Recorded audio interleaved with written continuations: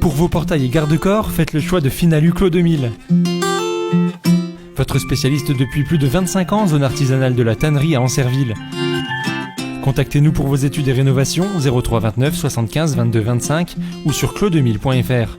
Ouvert du lundi au vendredi et le samedi sur rendez-vous.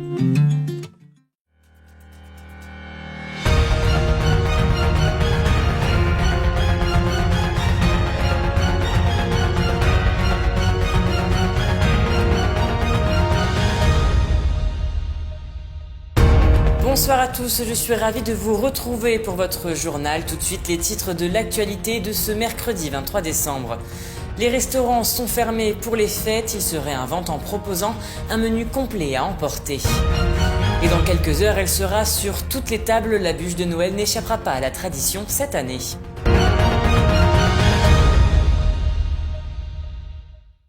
Mais avant de développer ces titres, on fait un point sur les données sanitaires du jour avec les chiffres rendant compte sur l'évolution de l'épidémie publiée par Santé publique France.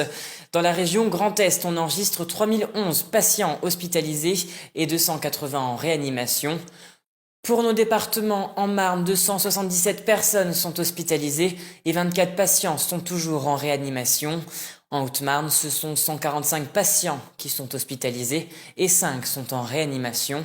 Enfin, dans la Meuse, on comptabilise 137 hospitalisations et 6 en service de réanimation.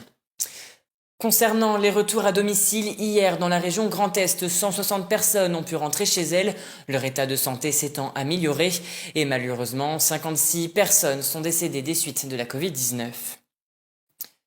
Je vous le disais en titre, avec les restrictions sanitaires de novembre dernier, les restaurants n'ont toujours pas rouvert leurs portes.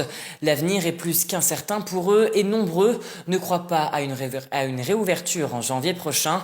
C'est pourquoi, pour récupérer le manque à gagner, certains proposent des menus de fête à emporter. Exemple ici à Giffaumont-Champaubert avec le restaurant Le Cheval Blanc. Reportage réalisé avec Nicolas Fontaine. Le restaurant est vide.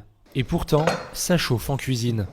Viande, foie gras ou encore bûche de Noël, le casting est exceptionnel.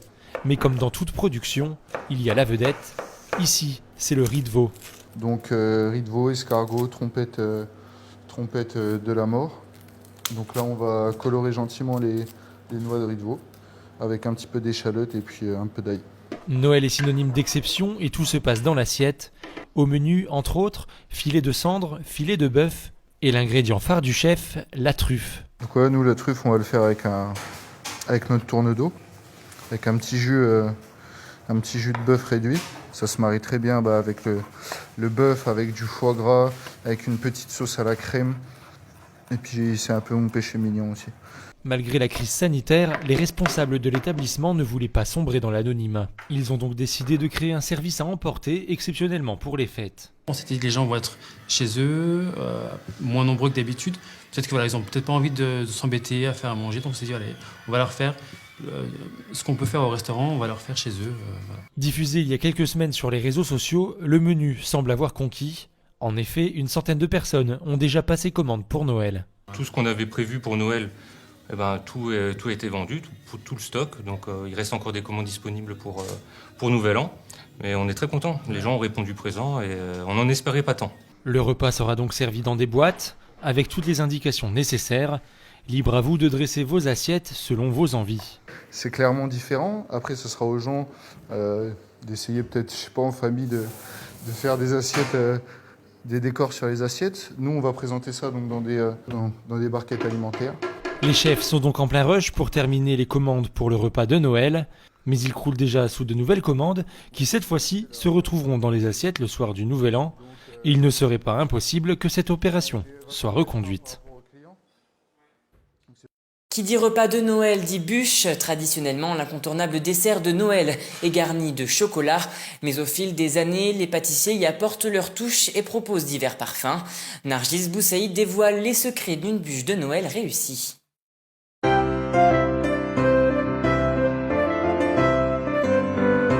Elle est la pièce maîtresse du repas à Noël. Sans elle, la table serait vide. Enrobée de chocolat glacé ou au four, il existe mille et une façons de la faire ou bien simplement de la déguster. À Vitry-le-François, depuis quelques semaines, Yves et son équipe de pâtissiers mettent la main à la pâte pour réaliser ces bûches d'exception. Début décembre, on va dire. Après, y réfléchir août-septembre, on va dire. Voilà, ouais. Dès que les vacances sont passées, on se dit ça y est, on est dans Noël. Il faut le temps de préparer, le temps de mettre au point, faire des essais pour que si les goûts s'arrangent ou pas. Parce que si on fait des nouveautés, faut faire des essais. Et puis voilà, donc, et puis après on lance à partir du 10-15 décembre, on commence à lancer tout ce qu'il faut. Et puis là, dans 3 jours, on y est. Sa réalisation est souvent jugée fastidieuse. C'est sur plusieurs jours. Donc le premier jour, on va préparer la génoise, l'insert, etc. Le deuxième jour, on va pouvoir monter la bûche. Et puis le troisième jour, on pourra seulement la glacer et faire les finitions.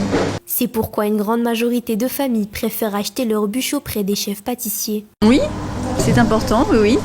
C'est une tradition. Moi, je la commande en général. Mais oui, la bûche, c'est important. Non, c'est très important, en boulangerie. Une aubaine pour eux qui redouble d'inventivité pour régaler les yeux et surtout les papilles. Moi, je mise beaucoup sur le décor. Parce qu'on est des femmes.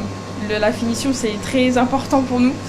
Mais personnellement, les fruits exotiques, ça restera la meilleure. Bien plus qu'un simple gâteau enroulé, il s'agit d'une coutume qui remonte à l'âge de fer. Si autrefois elle ne se mangeait pas, aujourd'hui les plus gourmands en raffolent à Noël. Mais on a quand même vu nos clients, tout ça, ils sont venus quand même. Non, franchement, je pense qu'on n'a pas à se plaindre par rapport à certains. Difficile donc d'imaginer un repas de réveillon sans cette fameuse bûche de bois, transformée aujourd'hui en pâtisserie qui n'en finit plus de nous faire fondre.